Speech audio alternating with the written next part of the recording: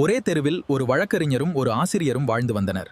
அவர்கள் இருவரும் ஒரே நாளில் ஒரே வகையான செடியை தங்களது தோட்டத்தில் நட்டு வளர்க்கத் தொடங்கினர். ஆசிரியரே, நீங்க என்ன உங்க செடியை கண்டுக்கவே மாட்டேங்கிறீங்க? நான் என் செடிக்கு தினமும் 3 வேளை தண்ணி ஊத்தி எவ்வளோ அழகா பச்சையா வளர்த்திருக்கேன் பாருங்க. ஆமா வழக்கறிஞரே, உங்க செடி பார்க்க ரொம்ப அடர்த்தியா வளர்ந்துருக்கு. நான் என் செடிக்கு அதுக்கு தேவையானதை மட்டும் அளவா தான் கொடுக்கறேன்.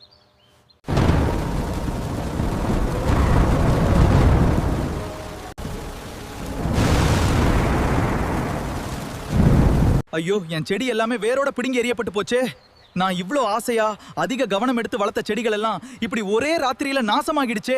ஆசிரியரே, எனக்கு ஒண்ணுமே புரியல.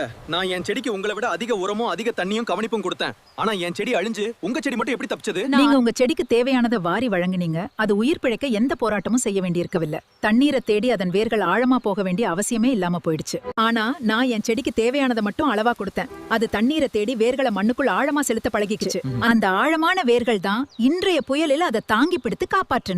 அளவில் அதிகமா கொடுத்து கொண்டே இருப்பது ஒருவரை பலவீனமாக்கும். உண்மையான வளர்ச்சிங்கிறது எப்போதும் ஒரே கம்ஃபர்ட் ஜோன்ல இருக்கிறதுல இல்ல, நம்ம சொந்த கால்ல நிக்க கத்துக்கிற போராட்டத்துல தான் இருக்கு.